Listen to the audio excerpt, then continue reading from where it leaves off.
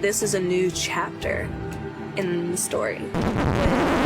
The story of Natalia Grace is a wild one. A Ukrainian orphan who was adopted by American parents only to be abandoned by those parents after they had her legally re-aged. Not only was Natalia abandoned as a child, but she also suffers from a rare form of dwarfism, leaving her with physical limitations, making this story all the more messed up.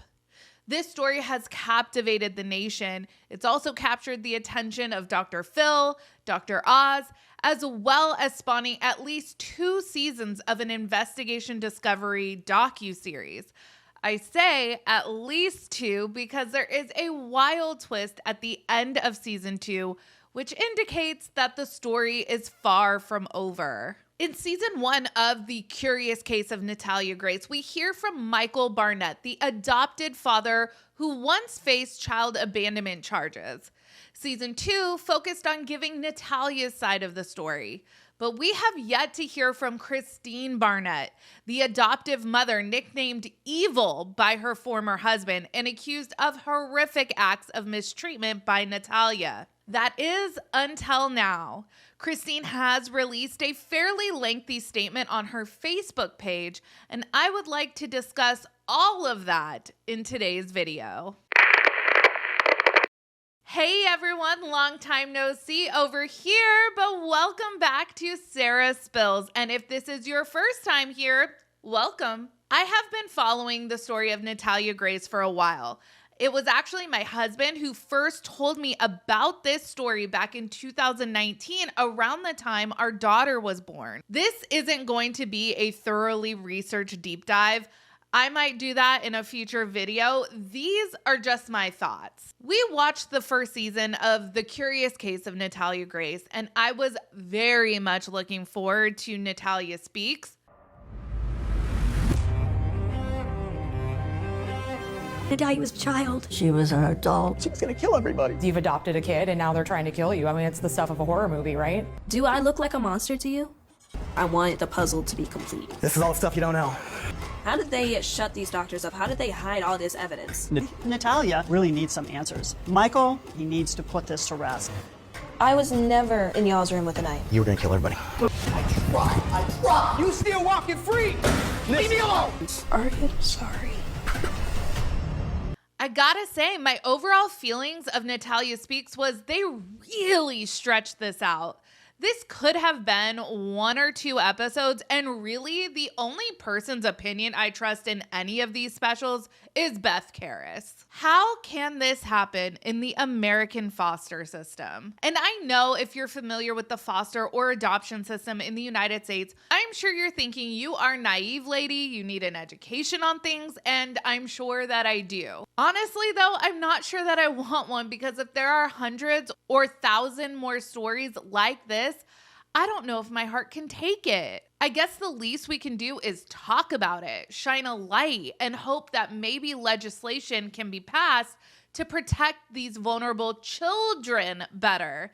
And I have to emphasize the word child here because Natalia Grace is just now reaching the age her adoptive parents had legally re-aged her to back in 2012. This is not a video on the history of this case, so I would recommend familiarizing yourself if you don't already know the story. I will link the episodes of Dr. Oz, Dr. Phil, and of course the ID specials so you can get better acquainted with the story if you have not already. There are many, many, many wonderful, selfless people across the nation who open up their homes to children in need for no other reason but to give a child a loving home. And to those people, we are all endlessly grateful that there are people like that in this world. But boy, oh boy, do the horror stories of foster families exploiting children really just put a dark cloud over the whole system. This gal, Kristine Barnett, is a piece of work. She is already exploiting one of her kids by claiming to be this special needs parenting expert. So now she adopts Natalia, hoping to gain even more fame and attention by adopting an orphan with special needs from Ukraine. Do I believe Natalia probably has or had behavioral issues? Sure, yeah, I do. Do I believe it rose to the level to almost identically mirror the plot of the movie The Orphan? Probably not. And the Man's family, I have serious reservations about the sheer number of kids they've been able to hoard. I question their motives. I question their ability to adequately care for that many kids, especially kids that have special needs. And this is another thing that I think needs to be looked at by legislatures. Even if you are the world's best parents with the world's best intentions, should we be saddling one couple with all of these kids? Remember the Stoffers from a couple years ago? That YouTube family vlogging channel who adopted a child from China only to rehome him a couple years later after his special needs proved to be too much for the family to handle? Or maybe the cost of his care outweighed the revenue his adoption journey brought in. I don't know. People adopting or fostering children for content or in the hopes of gaining attention and generating revenue is not a new phenomenon, unfortunately. And that is what is so infuriating about this story. It seems like Natalia has been shipped from one exploitative family to another. Natalia Speaks seemed like an opportunity for Natalia to speak on what happened to her when she was in the care of the Barnetts. She was legally re-aged and abandoned while the family literally fled the country. Michael and Kristine have accused Natalia of being unsafe to be around.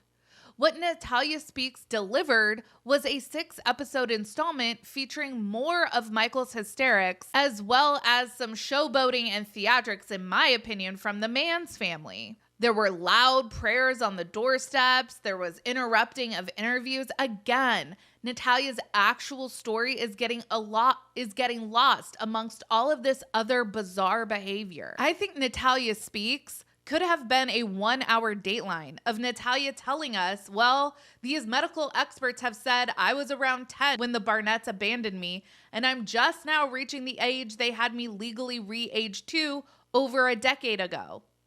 End of story. And I question the Man's financial stake in all of this. What is the play here with this twist ending at the end of season 2?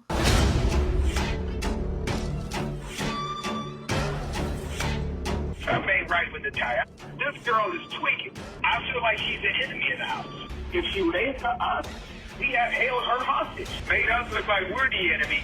Natalia does not have emotions for nothing but herself.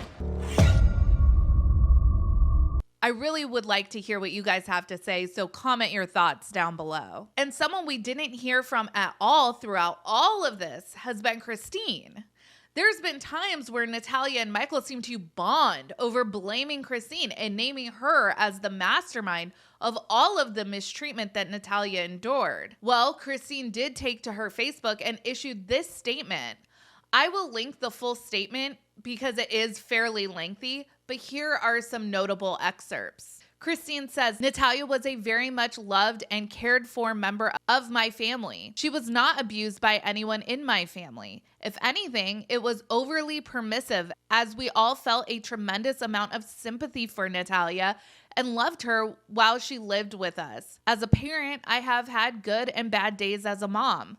There were many days raising 4 children I depended on the power of coffee to get me through the day. For example, I was prone to getting exasperated while cleaning, and I am certainly not going to claim I was a perfect mom. I am sure there were plenty of fails and some successes I had as a parent and a mom, but I was not abusive to my children. If you are interested in what it was like in our house, there was a 60 Minutes piece about us before this highly sensationalized show. I believe it is on YouTube. And just to interject here, if I can find this on YouTube, I will link it in the show notes. Another important thing to mention is Natalia was never, quote, abandoned. I did not ever leave or want to, quote, get rid of Natalia. That was also covered in the trial as I was charged with abandonment. A series of legal happenings based on Natalia's own behaviors, statements, and much evidence led to her being re-aged at the recommendation of law enforcement. While Natalia did live independently as an adult, she had very much support from our family and care and love until she decided to make the Manns her Medicaid payee, and they became responsible for her medical care and her income. This was very upsetting to me at the time, and I reported this to Adult Protective Services repeatedly because I was worried sick she was possibly being exploited for their rent money. Once the Manns were her payee and Natalia was a legal adult, I had no real options at my disposal to be able to help and care for her, which made me physically ill from worry about that fact. I understand compassion people have for Natalia because I had that same compassion myself. I listened to her claiming horrific levels of abuse of the family prior to us,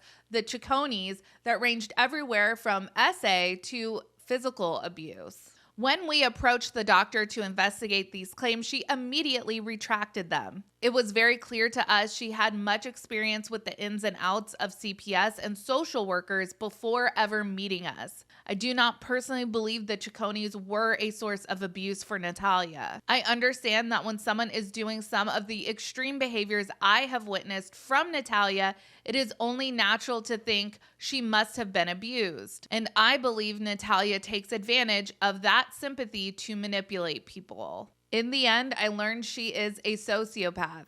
I still have not wrapped my head around that diagnosis to this day, honestly, and I still revert to feeling sympathy for her and hope that she will do well in life. While watching the current series, I found Natalia's entire demeanor to be quite contradictory to the demeanor I experienced from her. I do not believe that is the real Natalia who we saw in this documentary.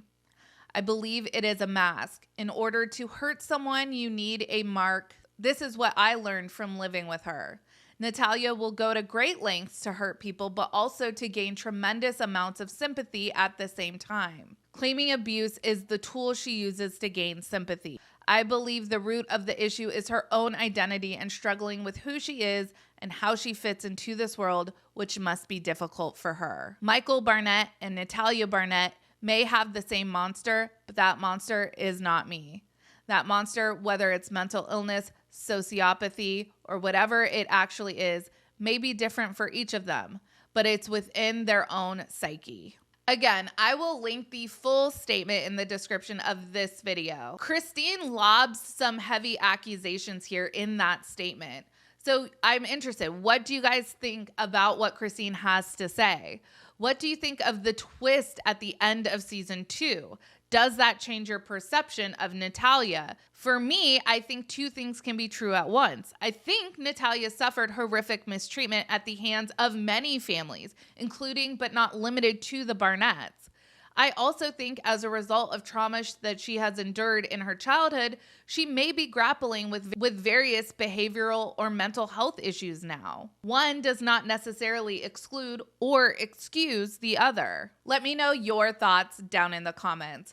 Make sure you like this video and subscribe to this channel. Follow me on Instagram, Threads, and X at Reality Squad, and I will catch you guys in the next video. Take care. Have a good one. Much love.